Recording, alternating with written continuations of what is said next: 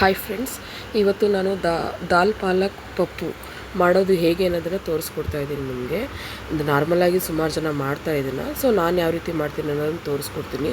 So ಪಾಲಕ್ ಸೊಪ್ಪು ಬಂದ್ಬಿಟ್ಟು ಆರೋಗ್ಯಕ್ಕೆ ತುಂಬ ಒಳ್ಳೆಯದು.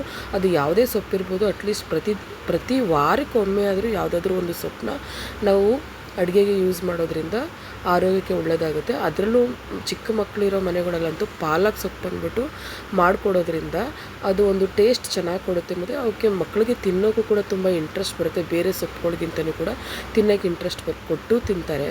ಅದಲ್ಲದೆ ಇದ್ರ ಜೊತೆಗೆ ಸ್ವಲ್ಪ ನಾನು ಸಬ್ಬಕ್ಕಿ ಸೊಪ್ಪು ಮತ್ತು ಮೆಂತ್ಯ ಸೊಪ್ಪು ಕೂಡ ನೀವು ಸೇರಿಸ್ಕೋಬೋದು. ಅವು ಕೂಡ ಆರೋಗ್ಯಕ್ಕೆ ಒಳ್ಳೆಯದು ಆಗುತ್ತೆ. ಸೊ ಹಾಗಾಗಿ ನಾನು 3 ಕೂಡ ಸ್ವಲ್ಪ ಸೇರಿಸಿ ವಾಶ್ ಮಾಡಿಟ್ಕೊಂಡಿದ್ದೆ.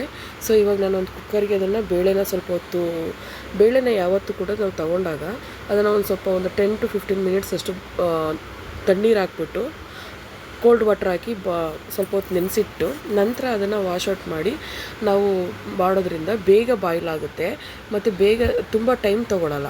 ಸೊ ಅದಕ್ಕಾಗಿ ನಾವು ಬೇಳೆ ಯಾವುದನ್ನೇ ಮಾಡೋದು ಮುಂಚೆ ಸ್ವಲ್ಪ ಹೊತ್ತು ಅದನ್ನು ನೀರಲ್ಲಿ ನೆನೆಯಿಟ್ಟು ಮಾಡೋದ್ರಿಂದ ಬೇಗ ಬಾಯ್ಲ್ ಆಗುತ್ತೆ.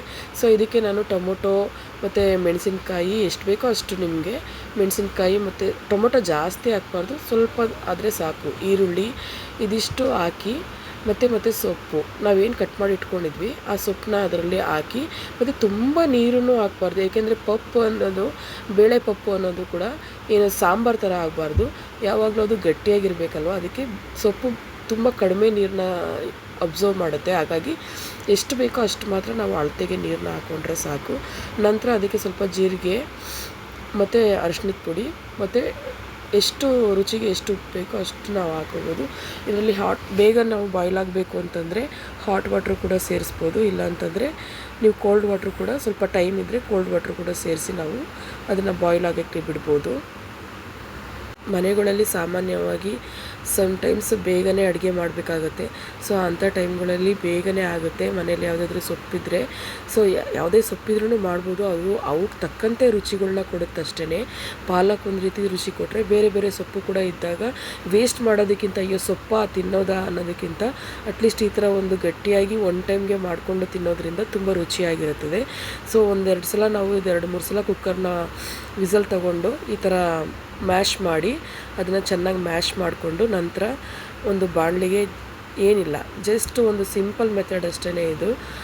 ಬಾಣಲಿಗೆ ಸಾಸಿವೆ ಮತ್ತು ಜೀರಿಗೆ ಹಾಕಿ ಬಳಸಿ ಫ್ರೆಂಡ್ಸ್. ಯಾವಾಗಲೂ ಜೀರಿಗೆ ನಮಗೆ ದೇಹಕ್ಕೆ ತುಂಬ ಒಂದು ಒಳ್ಳೆ ಎನರ್ಜಿನ ಕೊಡುತ್ತೆ ಮತ್ತು ಜೀರ್ಣಶಕ್ತಿಗೆ ಒಳ್ಳೆಯದು.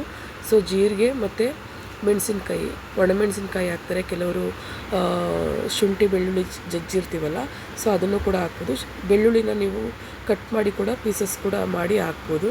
ಸೊ ಆ ಥರ ಹಾಕಿ ಕರಿಬೇವಿನ ಸೊಪ್ಪು ಏನಿದೆ ಹಾಕಿ ಒಂದು ಸಲ ಸ್ವಲ್ಪ ಬಾಯ್ಲ್ ಆಗೋದಕ್ಕೆ ಬಿಟ್ಟು ನಂತರ ನಾವು ಅದನ್ನು ಏನು ಸ್ಮ್ಯಾಶ್ ಮಾಡಿ ಇಟ್ಕೊಂಡಿರ್ತೀವಿ ಅದನ್ನು ಹಾಕಿ ಸೇರಿಸಿ ಒಂದು ಕುದಿ ಬಂದರೆ ಸಾಕಷ್ಟೇ ಫ್ರೆಂಡ್ಸ್. ಜಾಸ್ತಿ ಏನು ಬೇಕಾಗಿಲ್ಲ ಅದಕ್ಕೆ, ಏಕೆಂದರೆ ಆಲ್ರೆಡಿ ಬಾಯ್ಲ್ ಆಗಿರುತ್ತೆ. ಜಸ್ಟ್ ಒಗ್ಗರಣೆ ಮಾತ್ರ ನಾವು ಹಾಕ್ಕೊಳ್ತಿರೋದ್ರಿಂದ ಇದೊಂದು ಸ್ವಲ್ಪ ಒಗ್ಗರಣೆಯಲ್ಲಿ ಅದು ಮೆಣಸಿನ್ಕಾಯಿ ಹಾಕಿರ್ತೀವಲ್ಲ ಅದು ಸ್ವಲ್ಪ ಇದಾಗೋವರೆಗೂ ಅಷ್ಟೇ ಒಂದು ಸತ ಹಾಕಿ ಈ ಥರ ಒಂದು ಮಿಕ್ಸ್ ಮಾಡಿ ಇಟ್ಕೊಂಡ್ರೆ ಸಾಕು.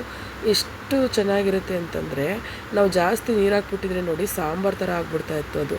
ಸೊ ನಾವೆಷ್ಟು ಅಳತೆಗೆ ನೀರು ಹಾಕ್ಕೊಂಡಿರ್ತೀವೋ ಅಷ್ಟು ನಮಗೆ ಗಟ್ಟಿ ಸಿಗುತ್ತೆ. ಇನ್ ಕೇಸ್ ಆಫ್ ನೀವೇನೋ ಜಾಸ್ತಿ ನೀರು ಹಾಕ್ಬಿಟ್ಟಿದ್ರಿ ಅಂತ ಇಟ್ಕೊಳ್ಳಿ, ಒಂದು ಸ್ವಲ್ಪ ಹೊತ್ತು ಒಂದು 5-10 ಮಿನಿಟ್ಸ್ ಮತ್ತೆ ಅದನ್ನು ಬಾಯ್ಲ್ ಆಗೋಕ್ಕೆ ಬಿಡಿ. ಅದನ್ನು ಪ್ಲೇಟ್ನ ಮುಚ್ಚಿಬಿಟ್ಟು ಬಾಯ್ಲ್ ಆಗೋಕ್ಕೆ ಬಿಡಿ. ಆಟೋಮೆಟಿಕಲಿ ಸಿಮ್ನ ಜಾಸ್ತಿ ಕೊಟ್ಬಿಟ್ಟು ಇದು ಮಾಡಿ, ಅವಾಗ ಆಟೋಮೆಟಿಕಲಿ ಅದು ಗಟ್ಟಿ ಆಗುತ್ತೆ.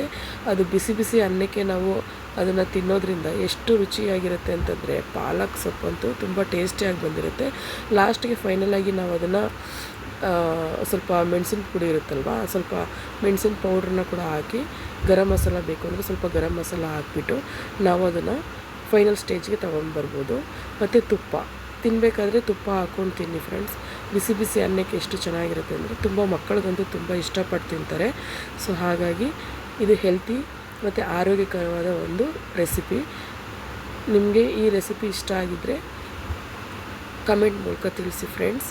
ಮತ್ತು ನಿಮ್ಮ ಮನೆಗಳಲ್ಲಿ ಈ ಒಂದು ಬೇರೆ ಜಿಲ್ಲೆಗಳಲ್ಲಿ ಬೇರೆ ಥರನೇ ಮಾಡ್ತಾರೆ. ಸೊ ಆ ಥರ ಏನಾರು ಇದ್ದರೆ ಕಮೆಂಟ್ ಮೂಲಕ ತಿಳಿಸಿ. Thank you. ಮತ್ತು ನನ್ನ ಪೇಜ್ನ ಫಾಲೋ ಮಾಡಿ.